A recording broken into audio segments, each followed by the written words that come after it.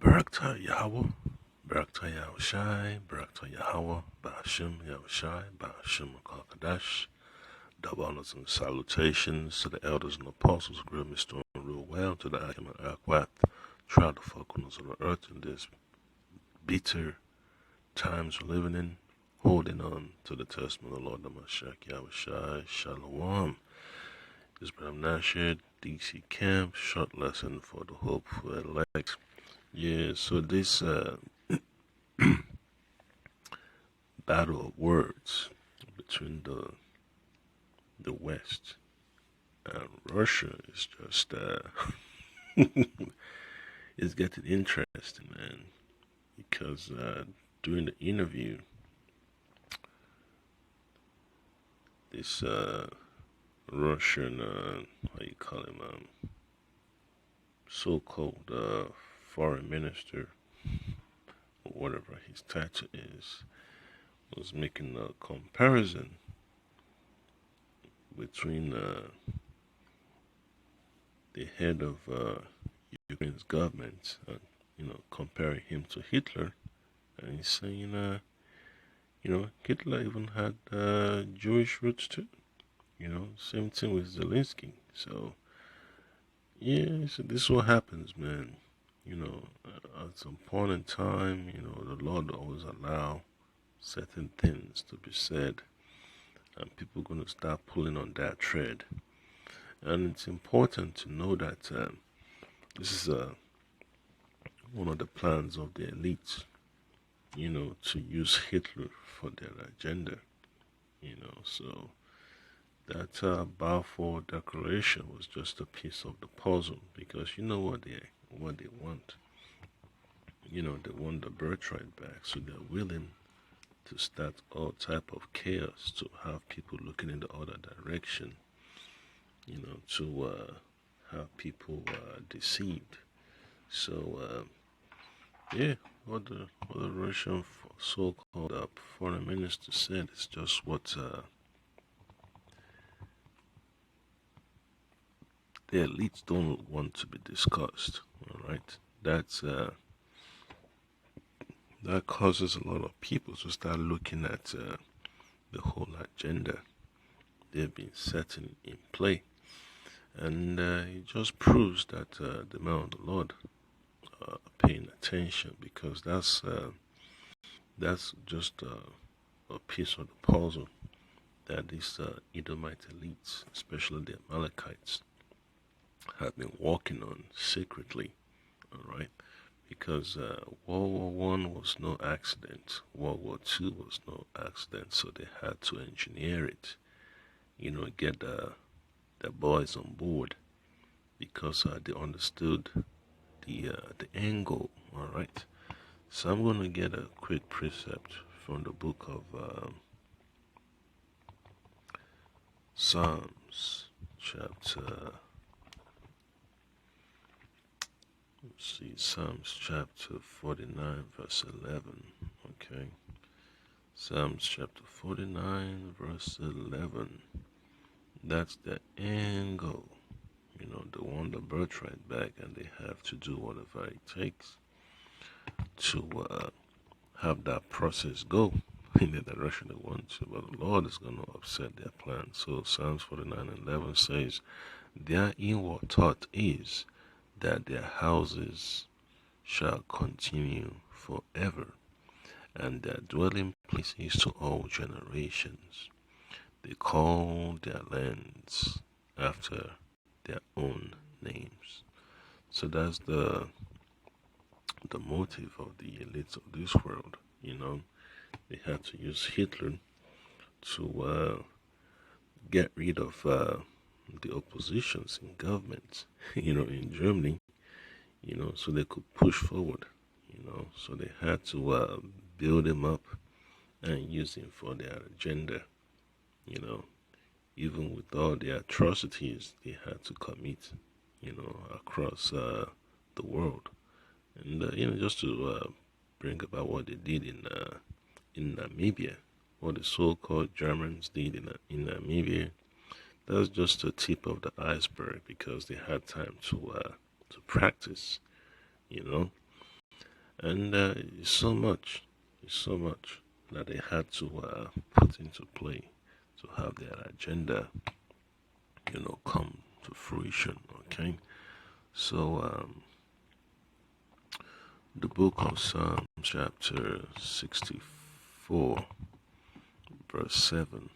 That's a popular precept. Okay, I'm going to start from verse 6. It says, they search out iniquities, they accomplish a diligent search. Both the inward thoughts of every one of them and the heart is deep. So these super elites, man, they put in a lot of plan, a lot of thought into their plans, so they could stay in that position of power. But they don't understand it's the Lord that put them in authority.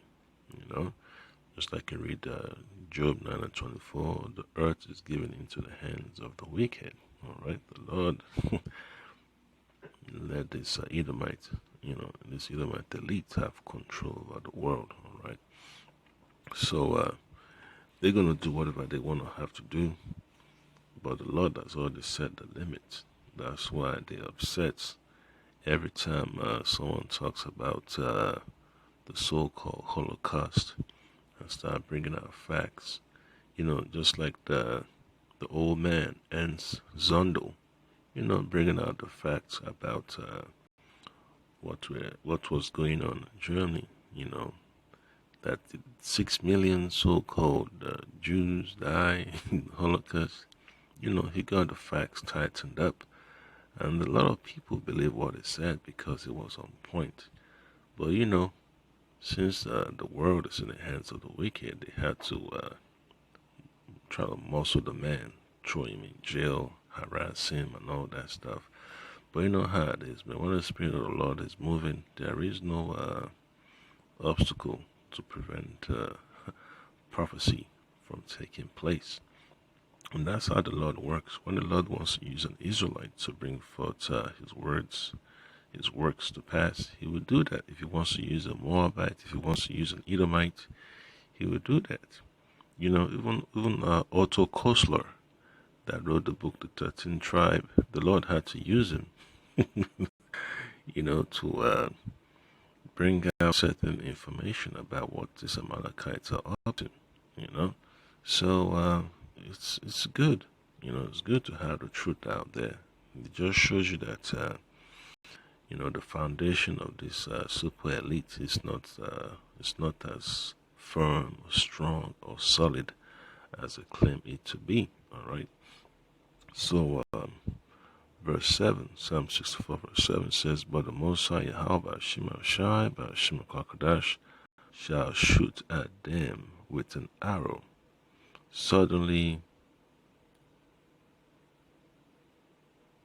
shall they be wounded." All right.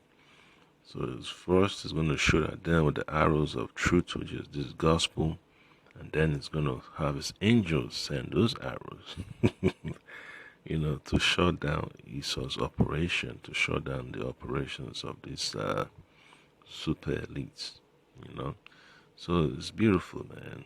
It's beautiful. And then the main point is in verse 8. "So they shall make their own tongue, to fall upon themselves. All that see them shall flee away." So that's how the Lord operates, man. He has to cause them to say certain things that are factually true. And a lot of people got the evidence. They got pieces of the puzzle, all right? And then people put it together. Then all of a sudden, the ADL and all their SPLC, they get upset. They start having their so-called fact checkers scream and yell. The blocking posts, the shutting down people's channels, they creating the disinformation governance board and all that stuff, because they realize when they can't get these tech companies to shut down the shut down the faucet of truth. Now they have to go with the government muscles, with guns and badges and all that stuff. So it's gonna get ugly anyway, because these elites know that the jig is up, so they're gonna have to push harder to see what they can do to upset prophecy. All right. So the book of Proverbs chapter 20, verse 24. It reads, "Man's goings are of the Lord Yahweh. How can a man then understand his own way?" Yeah. So the Most High is in control. He set up all these events to take place, and He's already chosen the players on the right side and on the left side. All right. So the Lord is the ultimate director. He has provided all the resources, for the script, to be put into action. So it's beautiful, man. I have no complaints, man. You just gotta stick with the script. So this so-called Amalekites, they're upset that Mr. Lavrov said that that Hitler had Jewish blood.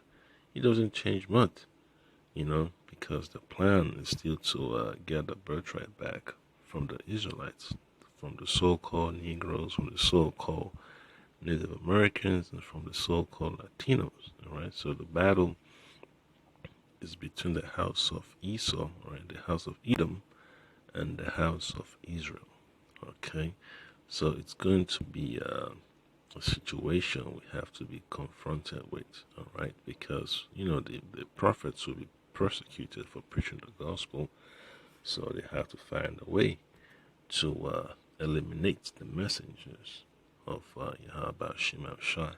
But the Lord will not allow that to happen, because the Lord has already said His prophecies, His words, His directives shall come to pass. All right. So I'm going to read another precept from the book of Isaiah. Isaiah chapter 41, verse 11. All right. It says that, "Behold, all they that were incensed against thee shall be ashamed and confounded. They shall be as nothing, and they that strive with thee shall perish." Yep. So what is from the house of Edom, the house of Ishmael, the house of Ham, the house of Japheth, the house of Moab, they all have to be put to shame. The Lord will have to tear down their power structure. Yeah, so it's no secret anymore, man. The world is beginning to wake up to who the Israelites are, and they're beginning to see the agenda of the super elites, attempting to bring in their new world order, trying to bring in their so-called digital economic system, their so-called CBDC. So they know now. They see everything, clearly. They see what they've been trying to do with the lockdowns, and they see what they've been doing to interrupt the supply chain, all right, causing famine, causing damages to the environment. So people of the world now know what is up, what is up on the drawing board of the elites. All right. So another precept will be from the book of Jeremiah chapter 17 and 18.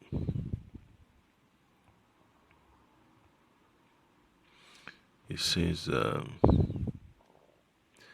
"Let them be confounded that persecute me, but let not me be confounded.